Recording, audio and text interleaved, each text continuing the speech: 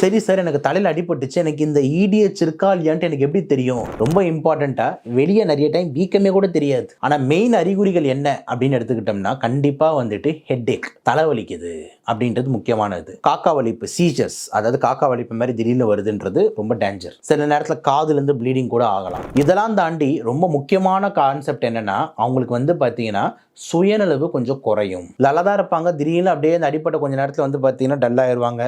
என்னடா ஆச்சு, எங்கடா இருக்கேன்னா, யார் நீங்கள் எங்கே இருக்கேன்னு தெரியலையே அப்படின்ற மாதிரி அந்த பிளேஸ் அண்ட் டைம் அண்ட் பர்சனுக்கு ஓரியன்டேஷன் போயிடும். ஸோ இந்த ஆல்டர் கான்ஷியஸ்னஸ்ன்றது இந்த எக்ஸ்ட்ரா டியூரல் ஹெமரேஜுக்கு ஒரு மிக முக்கியமான சிம்டம். இதில் இன்னொரு இம்பார்ட்டன்ட் கிளிச் ஒன்று இருக்குது. என்ன அப்படின்னா, அடிபட்டதுக்கு கொஞ்ச நேரம் ஒரு மணி நேரம் 2 மணி நேரம் ஆள் சூப்பராக இருப்பான். நம்ம கூட அடிபட்டுச்சு, ஆனால் நல்லா தான் இருக்கான், ஹாஸ்பிட்டல்லாம் போவானா ஃப்ரீயாக விடுங்க அப்படின்னு. ஆனால் அந்த 2 மணி நேரங்க அப்புறம் ஆள் திடீர்னு மயங்கி சீரியஸாக போயிடும். அப்போது அடிபட்டதுக்கும் அவன் சீரியஸாக போனதுக்கு நடுவில் ஒரு டைம் ஆள் பர்ஃபெக்டாக இருப்பான், நார்மலாக இருப்பான், வலியும் இருக்காது, தலையும் சுத்தாது, வாந்தியும் வராது, எவ்ரி திங் ஃபைன். ஆனால் திடீர்னு பார்த்தா அப்படி ஆயிட்டான். ஸோ அந்த டைம் இருக்குல்ல, இந்த கான்செப்ட் பேர் தான் என்னன்னா லூசிட் இன்டர்வல்.